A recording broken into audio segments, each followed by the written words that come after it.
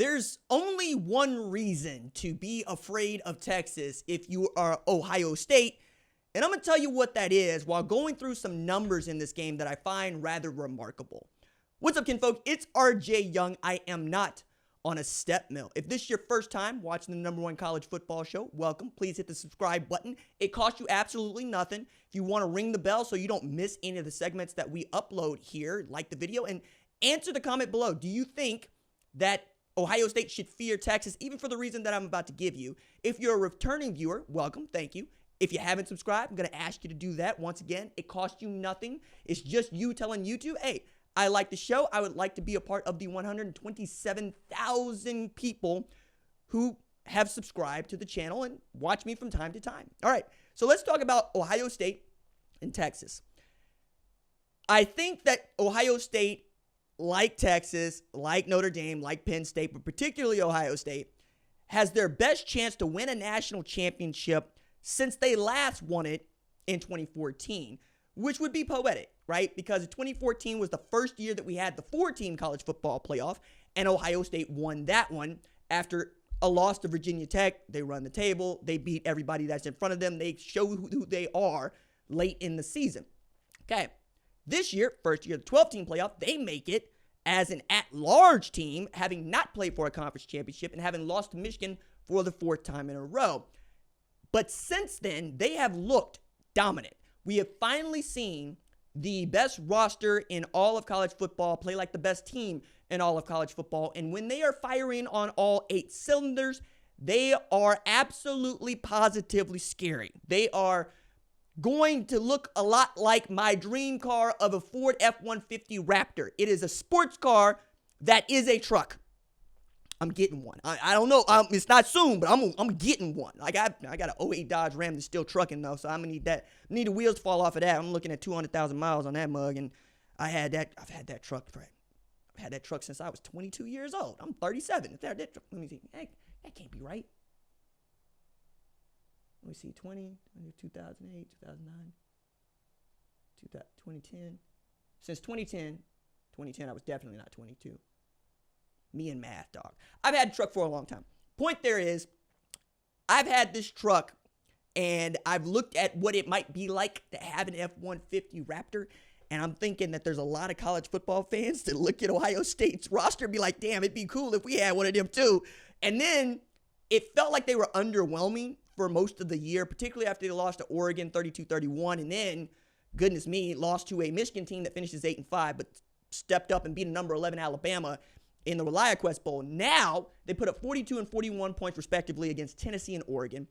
And what is remarkable, a makeshift offensive line at Ohio State that's down 2 starters has given up absolutely 0 sacks in these 2 games against a Tennessee pass rush that's supposed to be great, and against an Oregon defense that's supposed to be great. It's got a Broyles Award finalist on it, Tosh Lapoy. They are giving Will Howard time to throw. And now that Chip Kelly, Ryan Day, and Will Howard have decided, screw it. We're just going to throw the ball 4 and 2, and then we're going to mix everybody else in as much as we can. That is the recipe that's working. I'm also kind of amazed that Will Howard, who had been called for benching a couple of times this year by many Ohio State fans, has mostly outplayed Quinn Ewers, who was supposed to be an Ohio State quarterback, and frankly went into this year as a Heisman Trophy candidate. So Will Howard has thrown for 249.3 yards on average this year. Quinn Ewers has thrown for 245. Now, Ewers missed some games because he's been hurt. I get that. But that ain't got nothing to do with your completion percentage. Will Howard is completing 72.5% of his completion, or of his passes, and Quinn Ewers is completing 66.5% of his passes. Will Howard's thrown 32 TDs. Quinn Ewers has thrown 29. Will Howard has thrown just 9 interceptions. Quinn Ewers has thrown 11. All right? You're talking about wide receivers, cool. Isaiah Bond, Matthew Golden, Silas Bolden, they're good. Gunnar Helm, they're good. But they got Jeremiah Smith over there, which is like having Thanos with the gauntlet alongside the Avengers as opposed to fighting them. My goodness. And then you've got Emeka Egbuka, who a couple before the Travis Hunter experience was the best all-purpose player in the entire sport and the leader in that wide receiver room and a capable 1B if Jeremiah Smith is 1A, right? And then you got Carnell Tate, who is yet to really break out in this playoff, and Brandon Ennis, who they'll have fielding punts when they don't need Caleb Downs fielding punts anymore, because Caleb Downs is the best safety in the entire country. You're also talking about an Ohio State team's putting up 36 points per game as opposed to 34 for Texas, allowing just 12 a game as opposed to 14 for Texas. And I guess the thing that I would be really terrified of is Texas, when it's been good, has been able to run the football. They have forgotten how to run the football all of a sudden. After going for 292 against Clemson, they were held to 53 against Arizona State, who apparently watched the film review that was Georgia and saw how Georgia held them to 29 rush yards in the first game between Texas and Georgia and 31 in the SEC championship. Another way of saying, if you force Quinn Ewers to beat you, I don't know that he's going to be able to beat a defense the caliber of Ohio State in the way that he was able to beat Arizona State in double overtime. That is also with a defense that was allowing themselves to get run on. Pete Kwiatkowski's defense did not know what to do about Cam Skattebo in the second half. He was absolutely going after them. The man had a passing touchdown, a receiving touchdown, and he ran for $145 or whatever. Like, it was ridiculous. Quintravion Wisener has been the bell cow back when they've needed to do, and he's capable of going for big yardage. So is Jaden Blue as a breakaway back.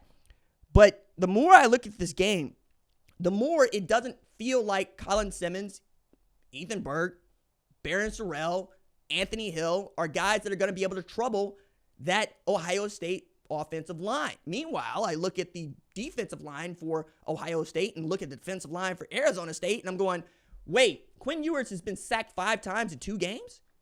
He got sacked 3 times against Arizona State, and they were harassing him? What do you think JT Tuimoloau and Jack Sawyer are going to do? Tyleik Williams, who's running down tailbacks. Cody Simon, who's playing his best football of his entire life right now. If you actually get something out of that secondary in the way of picks, goodness me, because Latham Ransom coming down laying the wood. Them boys was hitting in that Oregon game too. So why, pray tell, do I think Ohio State should fear Texas for any reason? Well, because this kind of confidence starts to mess with your brain. Like, as a fan, like, I don't know about players, but as a fan, when you start looking up and down the depth chart and you start looking at ways in which you could get beaten, you don't see none except to say, oh crap, Ohio State can still beat itself, which has been the case most of the year. When they have not played to their level, it's been their own mistakes. It's been coaching. It's been, hey, we're going to run the football at a Michigan front 7 that has been dominant against the run. Yeah, spoiler, you lost that game, right? We are not going to pay attention to the clock as time is running out and all we need is a field goal to win at Autzen. Yeah, you didn't coach well in that game. You've got passes that are errant and thrown away.